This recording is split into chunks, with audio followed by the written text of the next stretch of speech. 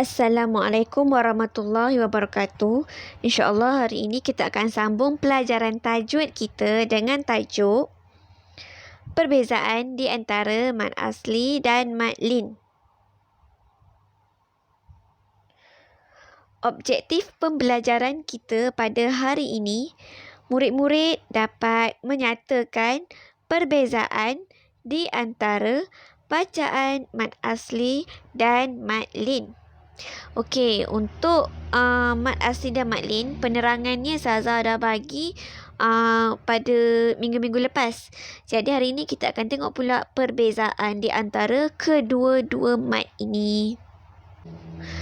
Okey, jom kita tengok dulu apa dia perbezaan di antara hukum mad asli dan mad lin. Untuk hari ini kita akan sentuh 4 perkara, iaitu perbezaan dari segi pengertian, perbezaan dari segi huruf, perbezaan dari segi harakat, dan perbezaan dari segi contoh. Okey, sekarang kita pergi kepada pengertian mad asli dan mad lin. Okey. Pengertian mad asli ialah memanjangkan bacaan pada huruf-huruf mad. Memanjangkan bacaan pada huruf-huruf mad. Manakala maksud mad lin pula ialah membaca dengan lembut pada huruf mad lin yang huruf sebelumnya berbaris di atas. Okey, lin dekat sini, L-I-N, lin dekat sini maksudnya lembut. Jadi, maksud mad lin ialah membaca dengan lembut pada huruf mad lin yang huruf sebelumnya berbaris di atas. Okey, kita tengok pula huruf mad asli dan mad lin.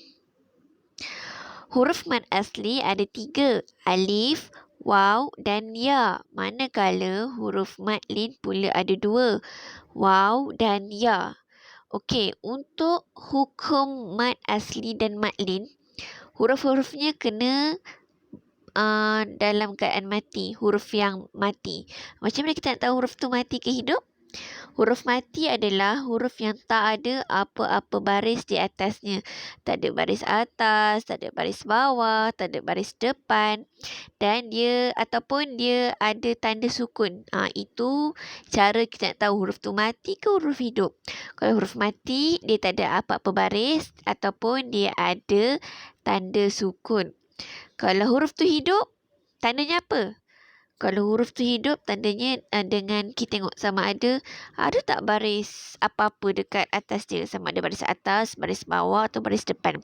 Kalau huruf tu dia ada baris, maksudnya huruf tu huruf hidup. Ingat, kalau huruf hidup, dia ada baris. Baris atas, bawah ataupun depan. Kalau huruf mati, dia tak ada apa-apa baris ataupun dia ada tanda sukun. Okey? Baiklah, sekarang kita tengok keadaan hukum mad asli. Mad asli terjadi apabila huruf yang berbaris di atas bertemu dengan alif mati. Alif tak ada apa-apa tanda. Tak ada apa-apa baris.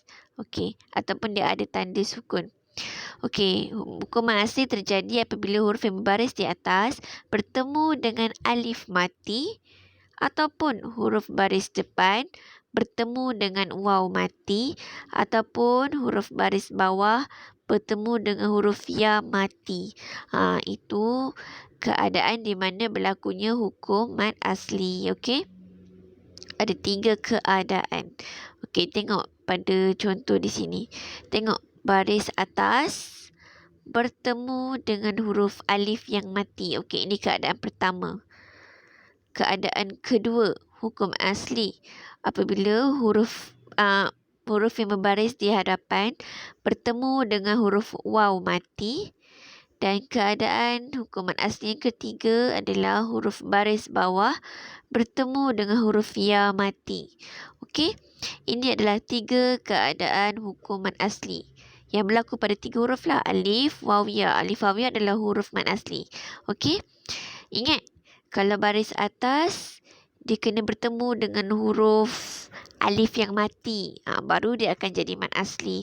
Kalau baris depan, dia kena bertemu dengan huruf waw mati. Dan baris bawah bertemu dengan huruf ya mati. Okey? Itu baru jadi hukum mad asli. Tapi, contoh, kalau baris depan bertemu dengan huruf alif, dia jadi tak hukum mad asli? Dia tak jadi. Sebab ingat, baris depan untuk siapa? Baris depan untuk waw. Kalau untuk alif, dia kena baris apa? Baris atas. Ingat, benda ni tak boleh ubah. Dia macam tu. Baris atas bertemu dengan alif mati. Baris depan bertemu dengan waw mati. Ataupun baris bawah bertemu dengan ya mati. Okey? Hukum asli berlaku pada semua keadaan. Sama ada kita sambung bacaan, ataupun kita berhenti bacaan, ataupun di pertengahan perkataan atau di akhir perkataan. Okey? Hukum asli berlaku pada semua keadaan. Okey, sekarang kita tengok pada hukum madlin pula.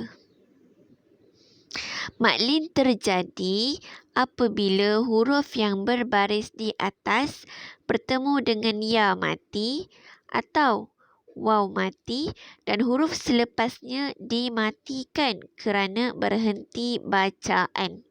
Berbeza dengan hukum mad asli tadi.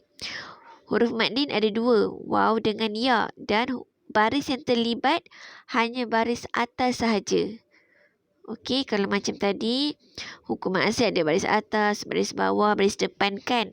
Tapi kalau hukum madlin, baris yang terlibat hanyalah baris atas sahaja. Okey, tengok kat sini. Okey, madlin terjadi apabila baris atas, huruf baris atas bertemu dengan huruf waw mati. Baru dia akan jadi madlin. Dan keadaan kedua, apabila huruf baris di atas bertemu dengan huruf ya mati, maka baru dia akan jadi hukum madlin. Okey, hukum madlin hanya berlaku ketika berhenti bacaan sahaja. Berbeza dengan hukum mad asli. Mad asli berlaku pada semua keadaan. Tapi hukum madlin hanya berlaku ketika berhenti bacaan sahaja. Okey, maksudnya kat sini, huruf yang berbaris di atas bertemu dengan huruf waw mati dan huruf selepas waw kita akan matikan juga sebab hukum madlin hanya berlaku ketika kita berhenti bacaan saja. Jadi huruf selepas huruf waw tu kena mati juga. Okey? Begitu juga dengan huruf ya, baris di atas, huruf baris di atas bertemu dengan ya mati. Dan huruf selepas ya kita akan matikan juga sebab hukum madlin hanya berlaku ketika berhenti bacaan sahaja. Okey? Nak lagi faham, kita akan tengok contoh di akhir nanti. Seterusnya, perbezaan harakat di antara madlin dan mad asli. Harakat ni apa? Harakat ni adalah panjang bacaan. Okey. Bagi hukum mad asli, panjang bacaannya adalah 2 harakat sahaja. Manakala bagi madlin, panjang bacaannya sama ada 2 harakat ataupun 4 harakat ataupun 6 harakat.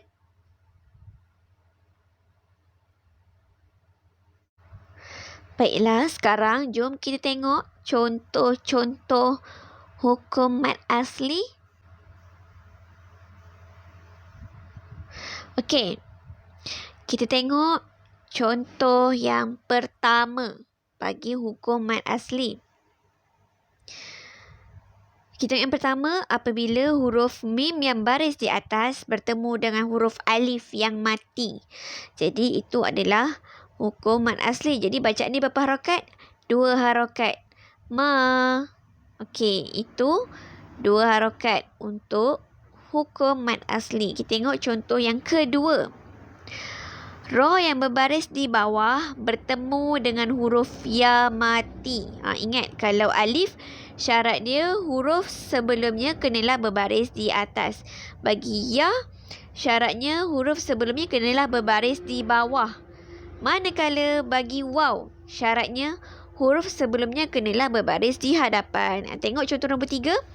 Ta yang baris di hadapan bertemu dengan huruf waw yang mati. Barulah dia akan menjadi hukum mad asli. Okey, hukum mad asli dia akan berlaku di mana? Saya ulang lagi sekali. Hukum mad asli dia akan berlaku pada semua keadaan. Sama ada ketika kita baca secara sambung, ataupun kita baca secara berhenti, ataupun di tengah perkataan, ataupun di akhir perkataan. Tengok contoh macam nombor 1. Di akhir perkataan ada 2 perkataan je kan. Di akhir perkataan. Yang contoh nombor 2 di tengah perkataan. Contoh nombor 3 pun di tengah perkataan. Okey, sekarang kita tengok pula contoh-contoh mad lin. Okey, kita tengok contoh yang pertama. Perhatikan tulisan yang berwarna hijau. Saya ulang lagi sekali mad lin.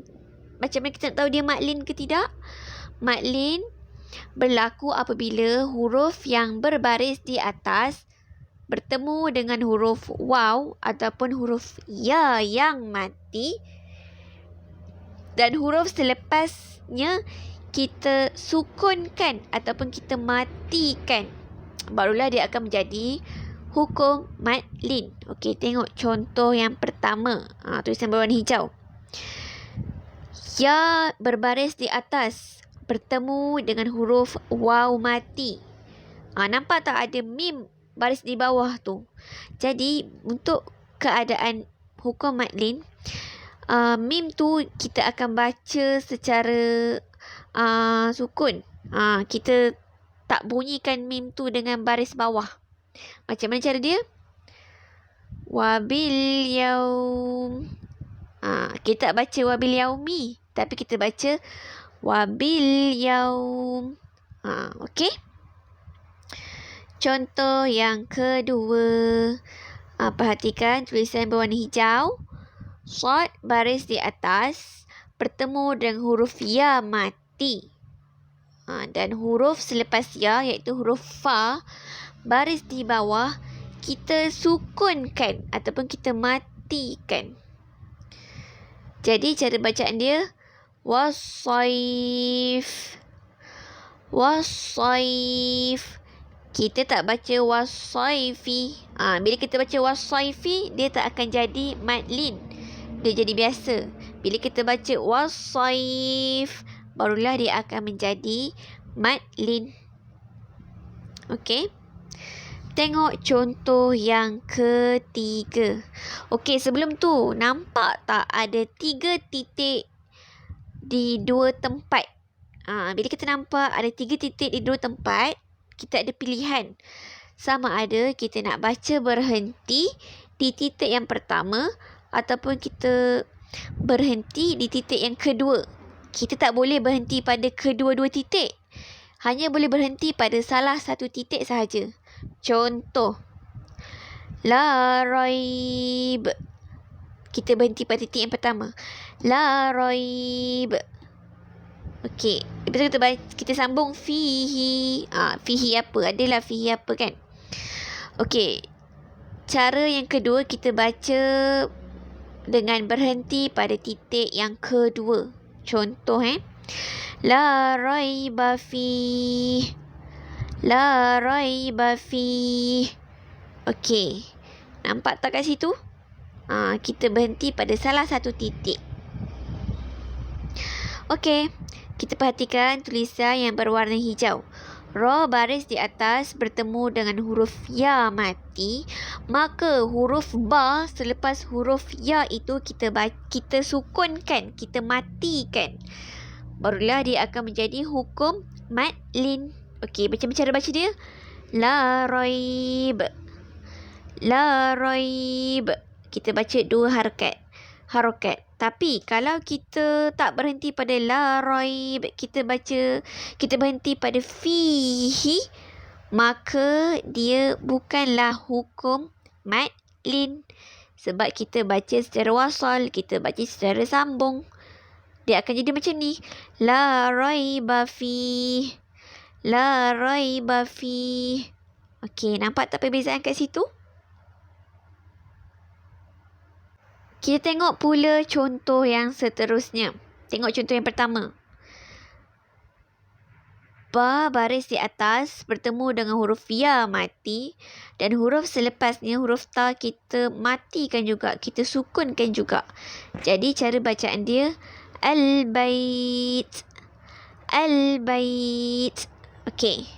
Faham? Contoh yang kedua. Ya baris di atas bertemu dengan huruf waw mati dan huruf selepas huruf waw iaitu huruf mim kita matikan juga. Dia akan baca yaum. Yaum. Yaum. Kita akan baca yauma. Kalau yauma salah. Kita baca yaum. Okey, contoh yang ketiga. Nun baris di atas bertemu dengan huruf waw mati dan huruf mim selepasnya itu kita baca secara waqaf. Kita baca secara sukun. Kita matikan dia. Jadi cara bacaan dia an-naum. An-naum. Kita baca an-nauma. Itu salah. Kita akan baca an-naum. Okey? Faham? Okey, itu saja untuk hari ini. Saya harap kamu dapat memahami pelajaran pada hari ini.